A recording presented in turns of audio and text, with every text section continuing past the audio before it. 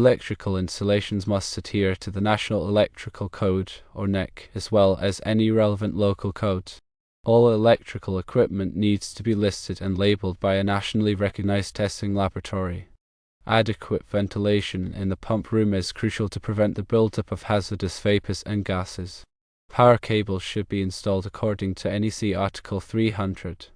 Cables can be routed through raceways, conduits, or other approved methods. Proper support at regular intervals is necessary to prevent cable damage.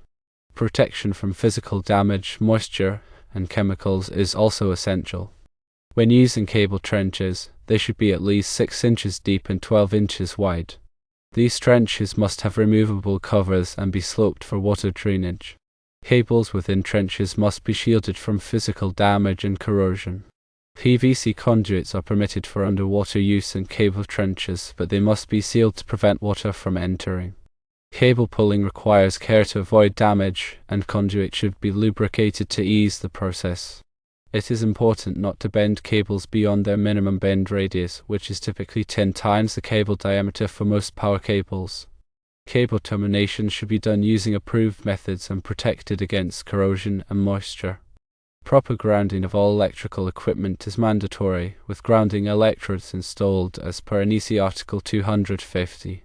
Additionally, the pump room should have emergency lighting and ventilation systems. The pump room should be kept locked to restrict unauthorized access. Regular maintenance and inspections are needed to ensure the electrical system's safety and proper operation. The NEC provides detailed guidelines on wiring methods suitable for different environments. For pump rooms, understanding which wiring methods are permitted and how to install them correctly is critical. The NEC outlines approved raceways, cable types, and installation practices for wet locations and areas subject to physical damage. When running cables in conduits, it's important to select the right type of conduit for the environment. PVC conduit is often used for its resistance to corrosion, but it's essential to ensure it is properly sealed to prevent water ingress, especially in underground or submerged applications. The NEC specifies the requirements for supporting and securing conduits to prevent strain on the cables and terminations. Cable trenches offer a convenient way to route multiple cables, but they must be designed and installed correctly to ensure safety and accessibility. The NEC requires trenches to be of adequate depth and width and to have covers that can support the expected load. Proper drainage is essential to prevent water accumulation, which can damage cables and create a safety hazard. When pulling cables through conduits, it is important to use the correct pulling techniques and lubricants to avoid damaging the cable insulation. The NEC specifies the maximum pulling tension and bend radius for different cable types. Over-tightening cable ties or using improper supports can also damage cables and lead to premature failure. Terminating cables correctly is crucial for ensuring a reliable and safe electrical connection. The NEC requires the use of approved connectors and termination methods for each cable type.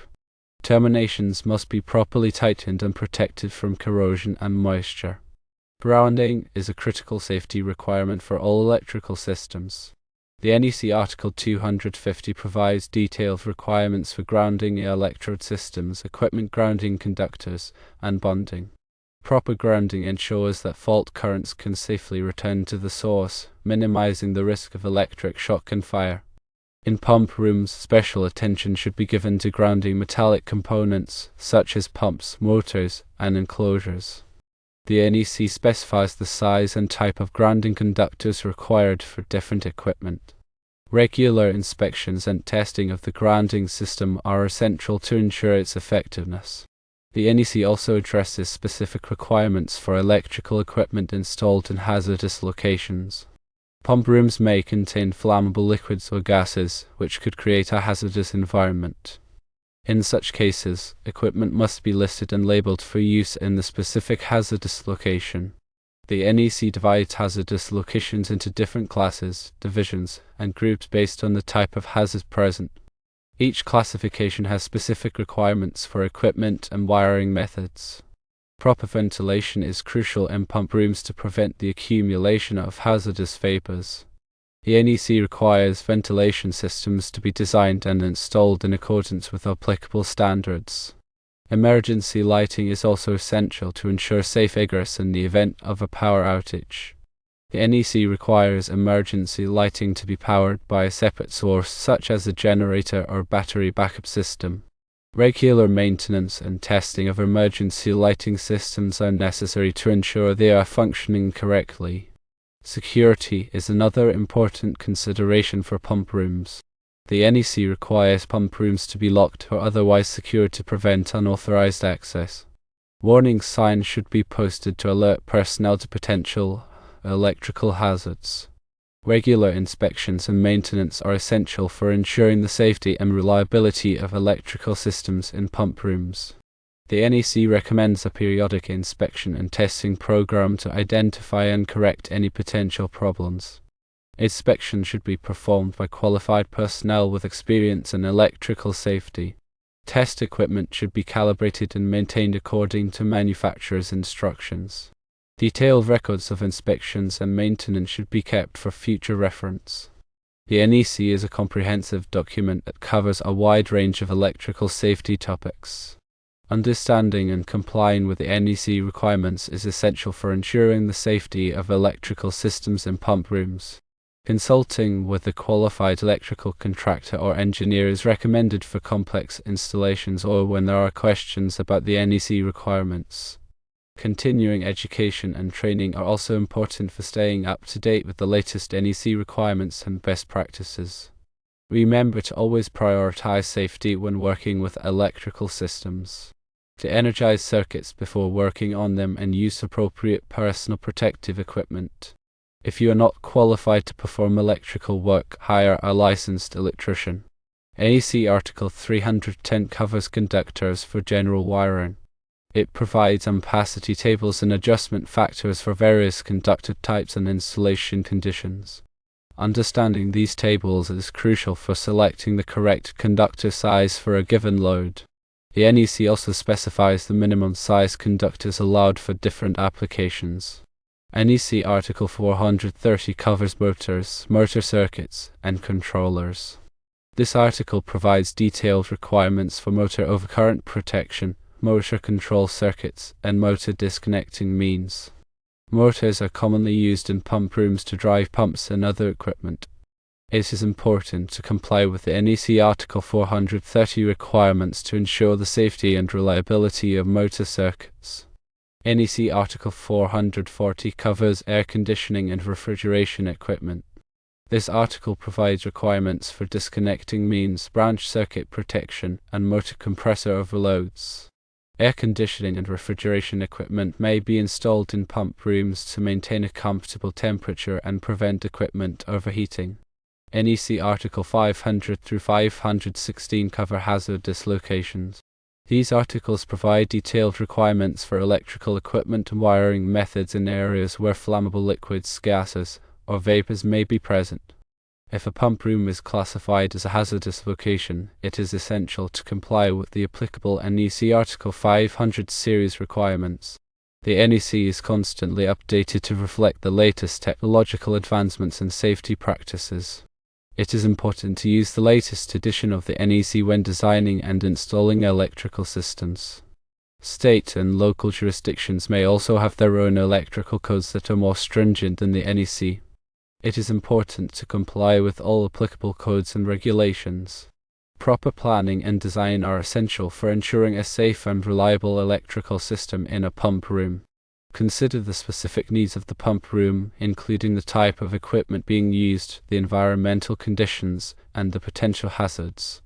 Consult with a qualified electrical contractor or engineer to develop a detailed electrical plan that meets all applicable codes and regulations. During installation, carefully follow the electrical plan and the manufacturer's instructions for all equipment. Inspect the work regularly to ensure that it is being done correctly. After installation, thoroughly test the electrical system to verify that it is functioning properly. Document the installation, including the electrical plan, equipment specifications, and test results. Keep these records in a safe place for future reference. The NEC provides valuable guidance for ensuring the safety of electrical installations, but it is not a substitute for good engineering judgment and sound electrical practices. Always prioritize safety and consult with qualified professionals when needed. A deep dive into cable types reveals more about their suitability.